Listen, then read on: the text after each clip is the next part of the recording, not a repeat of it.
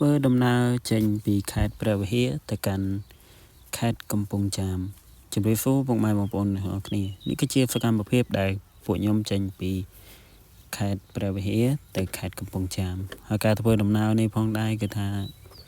គឺទៅ2នាក់ទៅប្អូននេះ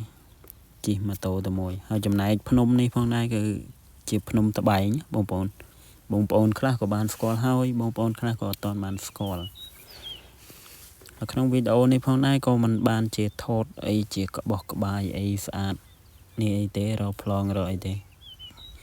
លក្ខណៈថាខ្ញុំថតលេងបងប្អូនឥឡូវនេះផងដែរគាត់ថាមកដល់ផ្លូវបំបែកសៀមរាបហើយមកដល់កន្លែងនេះតាំងក៏ធ្វើដំណើរបន្តទៅមុខទៀត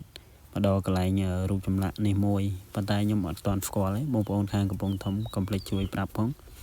ហើយមកដល់ខេត្តកំពង់ធំគឺថាឃើញបងប្អូនយើងគាត់ធ្វើស្រូវប្រាំងហើយគឺធ្វើបានច្រើនមែនតើអ្នកខ្លះទៅក៏ប្រមូលផលអ្នកខ្លះទៅក៏អត់ទាន់ចេញអ្នកខ្លះទៅក៏កំពុងតែរៀបចំច្រូតអីចឹងមកដល់កន្លែងនេះគឺឈប់សម្រាកមួយសន្ទុះហើយបន្ទាប់មកក៏ចេញដំណើរមកក៏មកដល់ភូមិចម្លាក់បងប្អូនភូមិចម្លាក់នេះគឺថាចម្លាក់គឺស្អាតមែនតើនៅទីនេះហើយនៅពេលតែទៅដល់កំពង់ចាមហើយនោះក៏ដល់ពេលខ្ញុំចូលមកវត្តកោហើយគេថាឃើញបងគាត់លេងជារបាំត្រុដិហើយគេថាមានក្តានមានកង្កោកមាននាងព្រាយមានព្រានអីចឹងទៅមើលទៅគឺថាគាត់លេងបានសមហើយការច្រៀងរបស់គាត់នឹងក៏ពីរោះដែរបងប្អូនហើយគេថាមនុស្សម្នាមកច្រើនបងប្អូន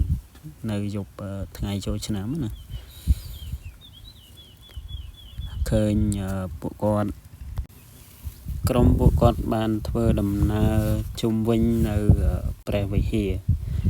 ហើយវត្តនេះផងដែរគឺខ្ញុំខានចូលតាំងពីខ្ញុំនៅក្មេងនៅតូចម្លេះបងប្អូនកាលពីខ្ញុំនៅរៀននៅសាលាកោអញ្ចឹងណាតែឥឡូវគឺខ្ញុំឈប់រៀនយូរហើយនេះជាលើកទី2ហើយដែលខ្ញុំមកលេងកំសាន្តនៅទីនេះហើយខ្ញុំទៅតែបានឃើញគាត់លេងផ្ទាល់ទេពីមុនធ្លាប់តែមើលតាម TikTok តាមប្រព័ន្ធ social media អញ្ចឹងណាឥឡូវបានមកមើលពួកគាត់លេងផ្ទាល់ហើយគាត់ថាមនុស្សម្នាច្រើនមែនតើនៅភូមិកោឃុំកោស្រុកព្រៃឈរខេត្តកំពង់ចាមបងប្អូនហើយនេះជាបងប្អូនរបស់ខ្ញុំដែរដែលពួកយើងបានណាត់គ្នាមកមើលគេហើយបន្ទាប់ពីចប់ពីចូលឆ្នាំមកក៏ខ្ញុំបានធ្វើដំណើរមកដល់ខេត្តឧត្តរមានជ័យ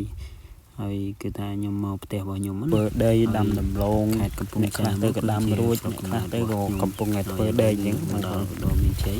ដោយសារតែរដូវគឺចូលរដូវភ្លៀងហើយខ្ញុំក៏បានធ្វើដំណើរមកកន្លែងធ្វើការវិញកន្លែងនេះផងដែរគឺជាបឹងតមុកណាហើយអ្នកខ្លះទៅគេហៅអូជីកបងប្អូនហើយមកដល់កន្លែងនេះផងដែរគេហៅស្ពានតមុកបងប្អូនកន្លែងស្ពាននេះហើយខ្ញុំបានមកដល់ហ្នឹងក៏បានឈប់សម្រាកនៅកន្លែងនេះផងដែរគេថាមេឃក្តៅបងប្អូនចឹងទៅក៏ចូលសម្រាកនៅក្បែរទឹកគឺថាធ្វើឲ្យអារម្មណ៍យើងស្រស់ស្រាយអញ្ចឹងវីដេអូហ្នឹងមានតែប៉ុណ្ណឹងអរគុណបងប្អូន